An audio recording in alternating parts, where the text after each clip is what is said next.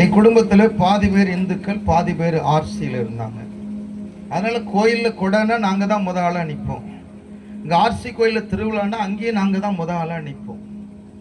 ஆனால் அந்த ஊருக்குள்ளே வந்து யாராவது ஏசுன்னு பேசிட்டா பிடிச்சி அடிச்சுக்கிடும். என்னடா ஏசு, தாய் இல்லாமல் எப்படி வந்தார், அப்படிலாம் பேசின நாட்கள் உண்டு. ஆனா ஆண்டவருடைய மகாபரிய ஒரு தயவு, மகாபரிய ஒரு இரக்கம். மதுரை பட்டணத்தில் தமிழ்நாடு அரசு போக்குவரத்து கழகத்தில் எனக்கு மெக்கானிக் வேலை கிடைச்சு நான் அந்த வேலையில் போய் ஜாயின் பண்ணேன். ஒரு 1.5 வருஷம் வேலை பார்த்துருப்பேன். திடீர்னு பார்த்தா இந்த வேலையே வேணாம், இது என்ன ஒரு அடிமை வாழ்க்கையா இருக்கு. ஒரு லீவு கேட்டா கூட கொடுக்க மாட்டேங்கிறாங்க.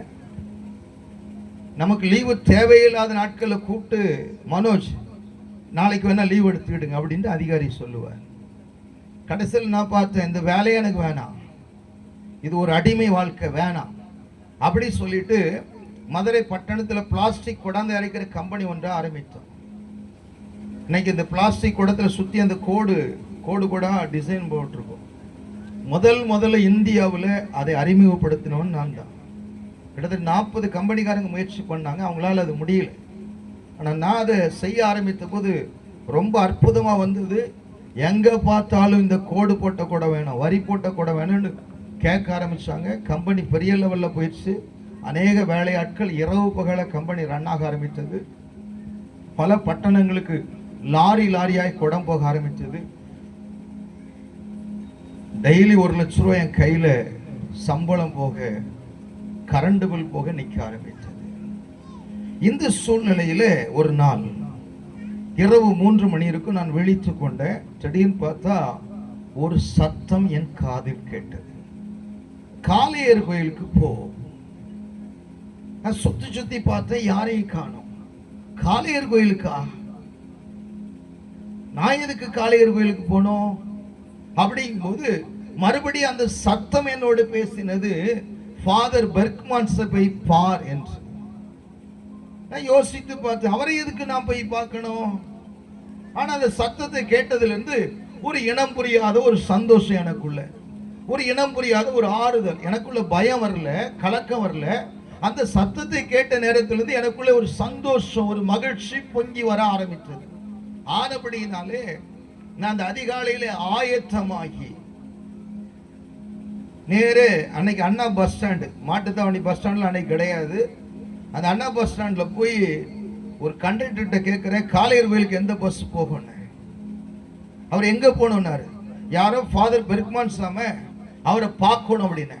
அவர் ஒரு கிறிஸ்தவர் போல. அவர் சொன்னார், தம்பி இந்த பஸ்ஸில் ஏறுங்க, ஜபத்தோட்டம் கேளுங்க, நீங்கள் இறங்கி உள்ளே போனால் நீங்கள் சொல்லுகிறவரை பார்க்கலாம். நாங்கள் கிட்டத்தட்ட காலையில் ஒரு 6:30 மணி இருக்கும். நான் ஜபத்தோட்டத்துக்குள்ளே போயிட்டேன். அங்கே ஒரு சின்ன ரூம் இருந்தது. ஏற்கனவே ஒரு 5 பேர் அங்கே உட்கார்ந்து இருந்தாங்க. நானும் ஒரு சேர்ல ஒரு ஓரமாக உட்கார்ந்து கொண்டேன். ஒரு 5 நிமிடம் தான் இருக்கும். ஃபாதர் பெர்க்மான்ஸ் அவங்க உள்ள வந்தாங்க. உள்ள வரும்போது, எப்பா இந்த மதுரையிலிருந்து வந்திருக்கிற வாலிப தம்பி யாருப்பா, இந்த மதுரை பட்டணத்தில் வந்திருக்கிற வாலிப தம்பி யாருப்பான்னு கேட்டுக்கொண்டு உள்ள வந்தாங்க. நான் யோசித்தேன், ஒருத்தருகிட்டே நம்ம பேசல, இவர்கிட்ட போய் யாரு மதுரையிலிருந்து நான் வந்திருக்கேன்னு சொன்னா, நம்ம தானே மதுரையிலிருந்து வந்திருக்கிறோம் அப்படின்னு எந்திரிச்சு, ஃபாதர் நான் தான் மதுரையிலிருந்து வந்திருக்கிறேன் அப்படின்னு. அப்படியாப்பா, எப்பா இது தவறான பார்ட்னர்ஷிப், இந்த தொழிலே வேண்டாப்பா, உன் உயிருக்கு ஆபத்தா முடிய போதுப்பா, இந்த தொழிலை விட்டுருப்பாங்கிறாரு எடுத்த உடனே. எனக்கு ஒன்றும் புரியல. நம்ம தொழில் செய்யறது இவருக்கு எப்படி தெரியும், யார் இவருக்கு சொன்னா அப்படின்னு நான் யோசிக்கிறேன். பாருங்க, அவர் இந்த வேதத்தை எடுத்து ஒரு 2 மணி நேரத்துக்கு மேல என்கிட்ட எத்தனையோ வார்த்தைகளை கொண்டு பேசினார். இயேசுதான் ஆண்டவர், இயேசு கிறிஸ்து தான் ரட்சகர், இயேசு கிறிஸ்து தான் வழியும் சத்தியமும் ஜீவனுமா இருக்கிறா என்று சொல்லி எத்தனையோ காரியங்களை பேசினாங்க. ஆனா எனக்கு அதை கேட்கக்கூடிய மனம் இல்லை. கடைசியில என் மேல கையை வச்சு, அப்பா இந்த மகன்கிட்ட எவ்வளவு சொல்லிட்டேன் கேட்க மாட்டேங்கிறான், இந்த மகனை நீங்க தான் காப்பாற்றணும்னு என் மேல கை வச்சு அழுது அழுது அழுது எனக்காக ஜெபித்தாங்க. ஆண்டவருடைய நாமம் மையப்படட்டும். இப்ப நான் மதுரைக்கு புறப்பட்டு வந்துட்டேன். இப்போ ஒரே வாரத்தில் என் பார்ட்னர் செய்த ஒரு சதியில எல்லா பத்திரங்களை கேட்டாங்க, கொண்டு கொடுத்தேன். நானே கையெழுத்து போட்டு எல்லாத்தையும் அவங்களுக்கு எழுதி கொடுத்தது போல அங்க இருக்கிற ரவுடிகள் மூலம் பத்திரத்தை பேர் மாத்திட்டாங்க. சில ரவுடிகள் என்ன கொல்ல வந்தாங்க. அப்போ விழுப்புரம் பக்கத்துல இருந்த ஒரு பெரிய வியாபாரி, லாரி லாரியா கூட எடுப்பார், அவர் அங்க வந்தவர் என்னை காப்பாற்றி தூத்துக்குடியை நோக்கி ஒரு பஸ் போய் கொண்டிருந்தது. அவர் சொன்னார், சார், ஆண்டவர் ஒருத்தர் இருக்கிறார், அந்த ஆண்டவர் உங்களை கைவிடவே மாட்டார் என்று சொல்லி அந்த பஸ்ல ஏற்றி விட்டார். ஏன்னா நான் என் நண்பர்களோடு சேர்ந்து நான் தமிழ்நாடு முழுவதும், ஆந்திராவில், கர்நாடகாவில், கேரளாவில், ஒரிசாவில் நான் போகாத கோயிலே கிடையாது. கோயிலாய் ஒரு நாட்களில் போனவன் என்னுடைய நண்பர்களோடு கூட சேர்ந்து. ஆனா இப்ப அவர் சொல்றார், சார், ஆண்டவர் ஒருத்தர் இருக்கிறார், அந்த ஆண்டவர் உங்களை கைவிடவே மாட்டார். எனக்கு ஒரே கேள்வி, ஆண்டவர் ஒருத்தர் இருக்கிறாரா? அப்ப நம்ம தூக்கி சுமந்த தெய்வங்கள் இருக்குது. ஊர் ஊரா போய் தெய்வங்கள் என்று சொல்லப்பட்ட எத்தனையோ கோயில்களுக்கு போயிருக்கிறோமே. ஆண்டவர் ஒருவர் இருக்கிறார் என்று சொல்லுகிறாரே. அப்ப யார் ஆண்டவர், யார் ஆண்டவர் அப்படிங்கிற கேள்வி எனக்குள்ள எழும்ப ஆரம்பித்தது. பாருங்க, ஆண்டவருடைய மகா பெரிய ஒரு தயவு. இப்போ சொந்த ஊருக்கு வந்த எல்லாவற்றையும் விட்டு விட்டு வந்துட்டேன். தாய் தகப்பன வெறுத்தாங்க, சொந்த பந்தம் என்னை விட்டு போயிட்டாங்க, என் நண்பர்கள் என்னை விட்டு போயிட்டாங்க, என் கூட பிறந்தவங்க என்னை விட்டு போயிட்டாங்க. பணம் இருக்கிற வரைக்கும் ஒன்ன மாதிரி யாரு உண்டுப்பா, என் பிள்ளை மாதிரி உண்டா, என் மகை மாதிரி உண்டான்னு வாயார வாழ்த்தினேன். தாயார் என்னை விட்டு போயிட்டாங்க. மனம் உடைந்து போனேன். அப்பதான் புரிந்தது, இந்த உலகம் மாயை, இந்த உலகத்தின் அன்பு மாயை. பணம் பொருள் இருந்தா அன்பு வரும், பாசம் வரும், எல்லாமே வரும். கொடுத்துக்கிட்டே இருந்தா எல்லாமே வரும்.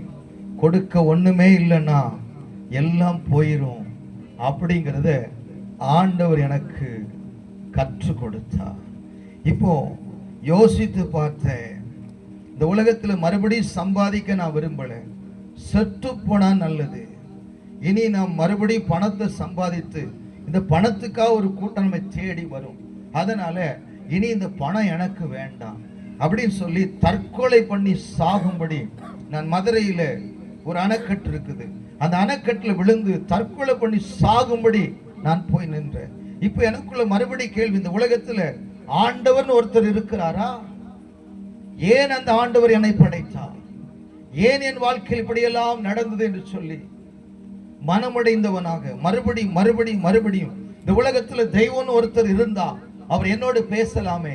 நான் இப்ப சாக போகிறேன், நான் தற்கொலை பண்ண போகிறேன். இந்த உலகத்துல தெய்வம்னு ஒருத்தர் இருந்தா அவர் என்னோடு பேசட்டும். மனுஷன் அல்ல, தெய்வம் என்னோடு பேசட்டும். மனுஷன் அல்ல, ஆண்டவர் என்னோடு பேசட்டும். ஏங்கி ஏங்கி நான் அழுது கொண்டே இருந்தேன். இருட்டுகிற நேரம், இந்த அணைக்கட்டுல விழுந்து தற்கொலை பண்ணி சாகும்படி அந்த அணைக்கட்டு விளிம்புல போய் நான் நின்ற போது இயேசு என்னை சந்தித்தார்.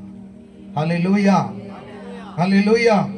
அவர் சொன்னார், உன் தாயும் உன் தகப்பன் உன்னை கைவிட்டாலும் கர்த்தர் உன்னை சேர்த்துக் கொள்வார். ஹல்லேலூயா, ஹல்லேலூயா. இன்னும் அவர் என்னோடு பேசினார், மகனே, நான் உனக்காக மரித்தேனே, நீ எனக்காக என்ன செய்தாய்? மகனே, நான் உனக்காக மரித்தேனே, நீ எனக்காக என்ன செய்தாய்? மகனே, நான் உனக்காக மரித்தேனே, நீ எனக்காக என்ன செய்தாய் என்று அவர் என்னோடு பேசினார். அந்த நேரம் தற்கொலை என்னை விட்டு விலகியது.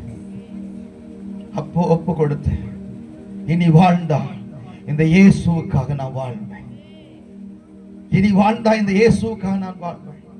என் மனம் என்னோடு பேசினது, யாருக்கும் பிரயோஜனம் இல்லாம நீ செத்து போகிறதை விட ஏன் இந்த இயேசுவுக்காக நீ வாழக்கூடாது? உடனே ஒப்பு கொடுத்தேன், இயேசுவே, நான் உமக்காக வாழ்வேன். இனி என் தாய் தகப்பனுக்காக வாழ மாட்டேன், நான் உங்களுக்காக வாழ்வேன். இனி என் சகோதரன் சகோதரிக்காக நான் வாழ மாட்டேன், இனி நான் உங்களுக்காக வாழ்வேன். இனி என் நண்பர்களுக்காக வாழ மாட்டேன், இனி உங்களுக்காக நான் வாழ்வேன். இனி என் சொந்த பந்தத்துக்காக வாழ மாட்டேன், இனி நான் உங்களுக்காக வாழ்வேன் என்று என்னை ஒப்பு கொடுத்தவனாக நான் ஒரு ரூம்ல தங்கி இருந்தேன். அந்த ரூம்ல போய் நான் தங்கி இருந்த போது அங்க போய் முழங்கால் படியிட்டு இயேசுவை நோக்கி கூப்பிட ஆரம்பித்தேன். இயேசுவே, நான் என்ன செய்ய சித்தமா இருக்கிறேன்? இயேசுவே, நான் என்ன செய்ய விரும்புகிறேன்? மறுபடியும் என்னோடு பேசும், மறுபடியும் என்னோடு பேசும். மனிதர்கள் அல்ல, ஆண்டவர் என்னோடு பேசட்டும். இயேசுவே, நான் என்ன செய்ய சித்தமா இருக்கிறேன்? இயேசுப்பா, நான் என்ன செய்ய விரும்புகிறேன் என்று ஏங்கி ஏங்கி அழுது கொண்டு கேட்டுக்கொண்டே இருந்தேன். இரவுல நான் இருந்த அந்த அறையில கடிகாரத்துல இரவு 3 மணி என்று காண்பித்தது. அந்த நேரம் ஒரு பிரகாசமுள்ள வெளிச்சம் அந்த அறைக்குள் இறங்கி வந்தது. அந்த வெளிச்சத்துக்குள்ளே, அந்த வெளிச்சத்துக்கு நடுவிலே ஒருவர் நின்று கொண்டிருந்தார். அவர் எப்படி இருந்தார் எனக்கு தெரியாது. ஆனால் அவரை சுற்றிலும் பிரகாசம் உள்ள வெளிச்சம், அவரை சுற்றிலும் மகிமையின் ஒளி பிரகாசித்தது. அவர் எப்படி இருந்தார்? என்ன கலர்ல வஸ்திரம் உடுத்தி இருந்தார்? நான் அதை அறிய முடியல. ஆனா அவரை சுற்றிலும் பிரகாசம் உள்ள வெளிச்சம் பிரகாசித்தது. அவர் என்னோடு பேசினார். மகனே, நான் இயேசு, என்னை பின்பற்று.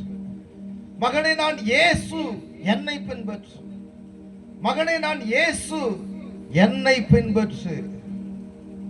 3 தரம் அவரிடத்திலிருந்து சத்தம் என்னை நோக்கி வந்தது. இப்பதான் எனக்கு புரிந்தது. அந்த ராத்திரியில 3 மணிக்கு காலையர் கோயிலுக்கு போன்னு சொன்னேன். அதே சத்தம். இப்பதான் புரிந்தது, அன்றைக்கும் என்னோடு பேசினவர் இயேசு கிறிஸ்து என்று. ஹல்லேலூயா, ஹல்லேலூயா, ஹல்லேலூயா. தேவனுடைய நாமம்